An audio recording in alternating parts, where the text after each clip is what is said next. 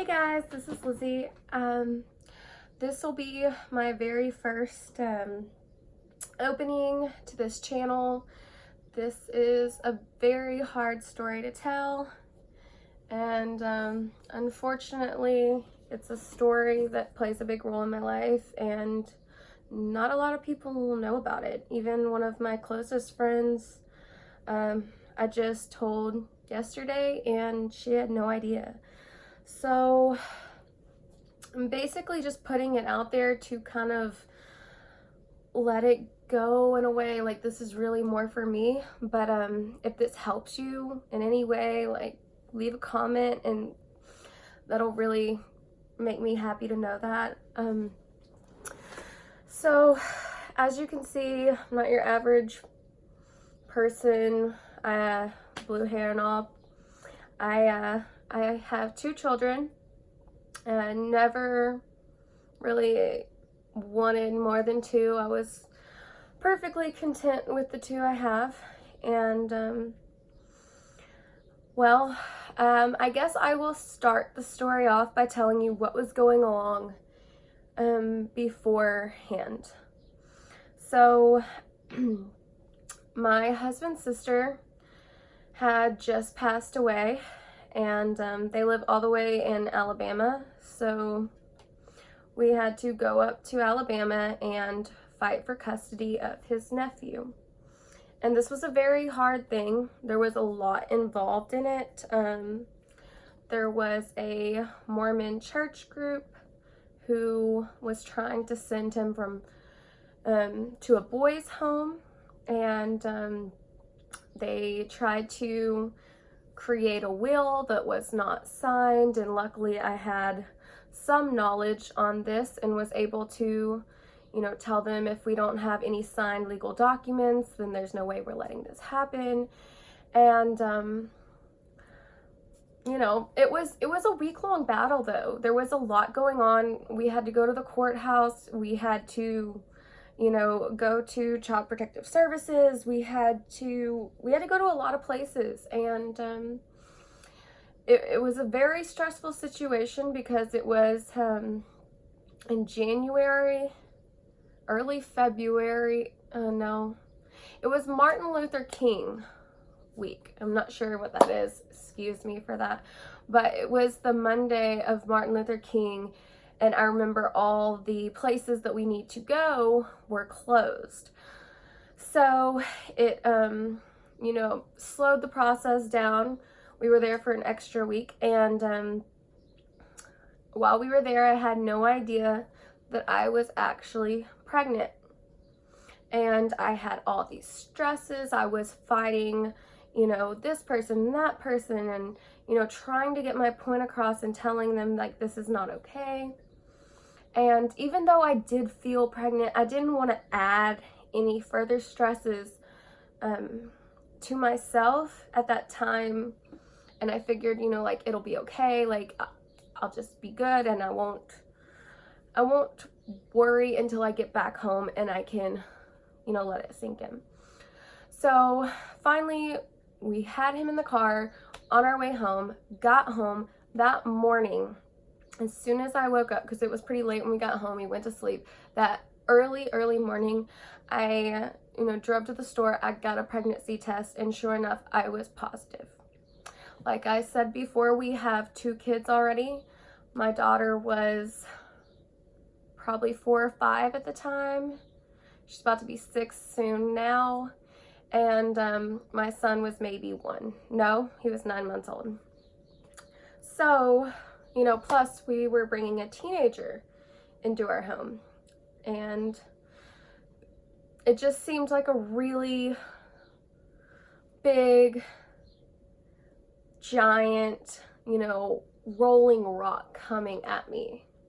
And I was scared, and I was stressed, and I was worried, and but I made a doctor's appointment, and I went in to confirm the pregnancy. And sure enough, like, blood test confirmed I was pregnant. And I say was because it took me about 3 days to come to terms after the blood test with, okay, I'm pregnant. It's all going to be okay. We're going to work this out. And probably about 2 days after that was the most traumatic, horrible thing I've ever physically been through. And the week before that was what I would call my most, the thing that I can most compare HE double hockey sticks to. I mean, really and truly, that week, that whole week was the worst. My emotions were running so high, you know, possibly because I was pregnant, possibly because I didn't know I was pregnant, possibly because we were having to fight all these people, and also me and my mother-in-law didn't see 100% eye to eye. And so yeah, it was just very, very, very hard, because I held a lot of guilt for having to come to terms with it and feeling so stressed, and then going through the actual pain of it all. You know, there's nothing I can compare that to. And you know, I would never ever take away from anyone else's story, even if, you know, it was just totally spontaneous and you didn't have to like have this week that was horrific or anything. That situation in itself is the most devastating, hard thing to go through, because you blame yourself a lot. You think like, what did I do wrong? Why couldn't I be enough? Why wasn't I enough? Why couldn't I do this? Was I too stressed out? Was I too this? Was I too that? And it's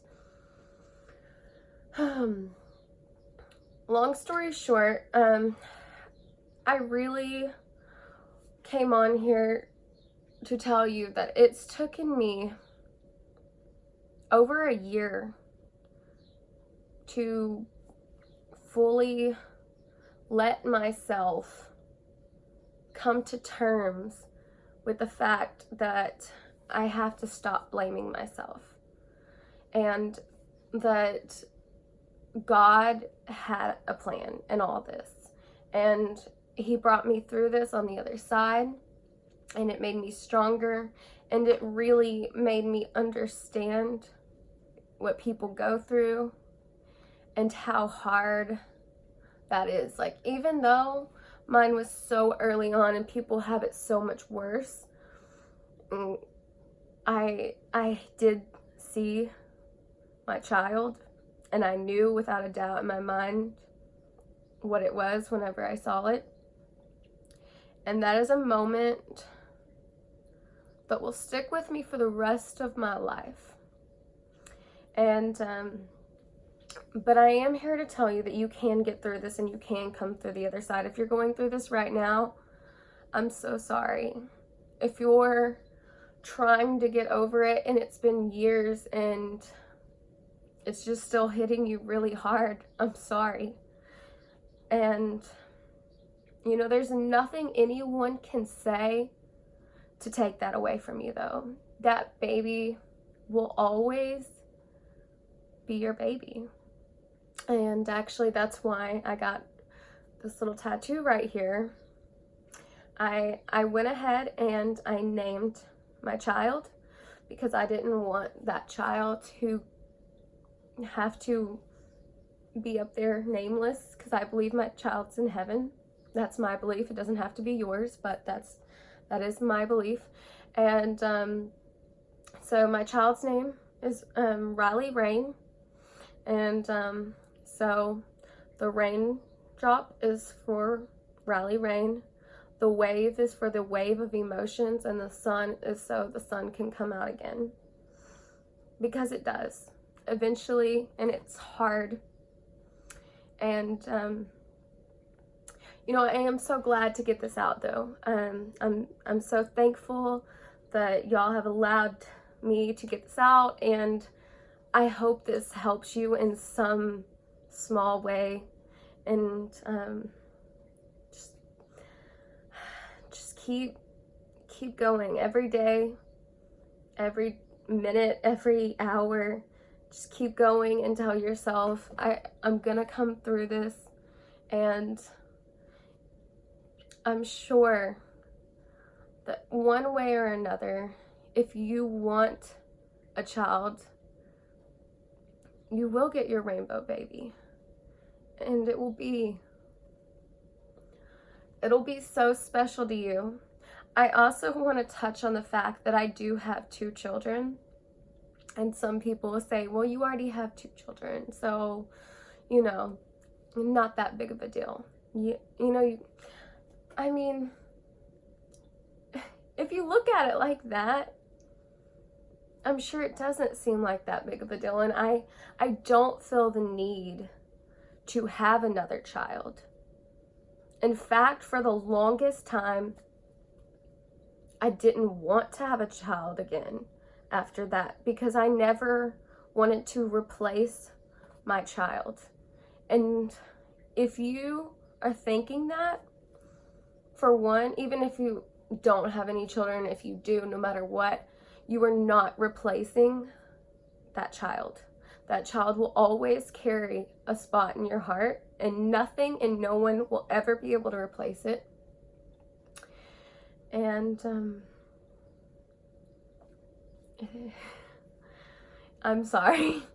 It's very hard hitting right now. I don't talk about it a lot. I try and be positive and, just be okay. Just try and get through the next day, and eventually, you are okay. And just wanted to say, if you're trying to conceive, if you're feeling like, I want it again, it's okay. You're not replacing your child. You're just giving that child a sibling, and that's okay.